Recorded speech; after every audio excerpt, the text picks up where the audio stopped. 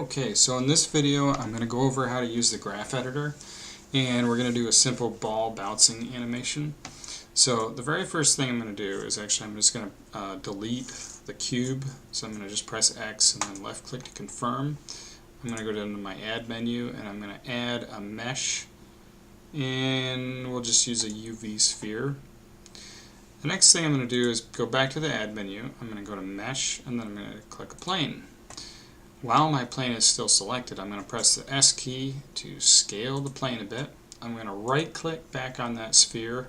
I'm going to grab it by the blue axis or the Z axis and move it upwards. And then I'm going to grab it by the green axis and move it over. The next thing I'm going to do is right click on this camera and I'm going to delete that. And then finally, just to make it a little bit easier to see what we're doing, I'm going to use my middle mouse button. I'm going to click and hold that in, and I'm just going to kind of move it over like this. This middle mouse button is good for rotating around a scene. And if you want to hold shift and use the middle mouse button, you can kind of, I guess that's called trucking, or grab a hold of the scene and move it. Similar to like if you're in Photoshop and you hold the space bar. Anyways, the next step is we're going to need to see the graph editor to really make a good looking bouncing animation. And so what we're going to do is we're going to go down here to where our timeline is, and instead of using a timeline, which is what it's defaulted as on Blender, we're going to go up to a graph editor. Now I'm going to expand this a little bit. I'm going to left click and move this up so you can see it better. The graph editor doesn't really show too much right now because we don't have any keyframes. So I'm going to right click on this sphere again. I'm going to press the I key to bring up a keyframe menu, and I'm going to left click on location. I'm going to come down here, I'm going to advance it by left clicking on frame 30, and I'm going to move this over here, and I'm going to move this down a little bit. I'm going to press I for another location keyframe, and I'm just going to keep going until we have this ball moving across the plane. And just a few more steps here, and we will have our intro to our animation.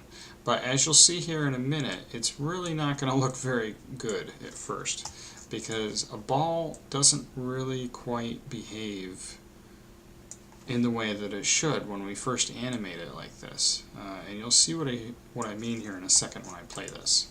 The last thing I'm going to do, just because Blender's default end frame is 250, I'm going to left click over here and I'm going to do 150 instead. And now I'm going to go ahead and play the animation by holding Option A or Alt A if you're on a PC, and let's see what this looks like. So as you can see, it is moving across the screen, but it really doesn't look like it's bouncing. It looks like it's kind of floating. So the way that we adjust that is you can kind of see a little bit what it's doing down here. If I go into the location and I left click on this arrow, I can isolate each axis.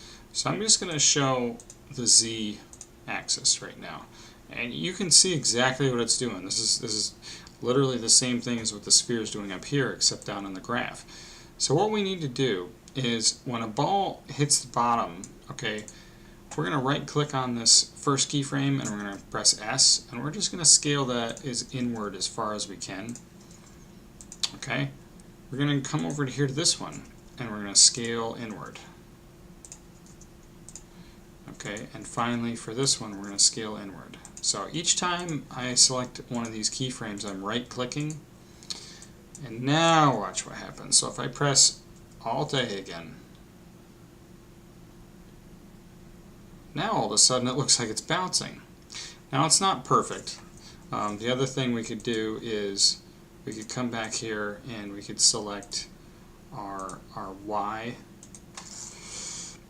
which is our left to right movement, and we don't really need that to change much. We want that to actually be linear. So I think what I'm going to do is just actually delete all of these keyframes and just make it one. And I'm going to, as I'm right clicking and I'm going to hold shift and do the other one, now I'm going to press T and make these linear. So now let's watch it. So I'm going to press Alt-A again, or Option-A if you're on a Mac.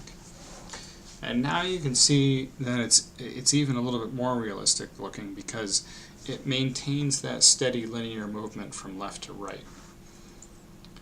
So guys, that's pretty much the end of the tutorial. What we covered is how to make a ball bounce, and we covered a little bit of the graph editor. If you like this video, click that like button, make a comment in the comment section, let me know what you thought about the video, and subscribe to my channel. I very much appreciate that. Alright, you guys have a good one. Thank you.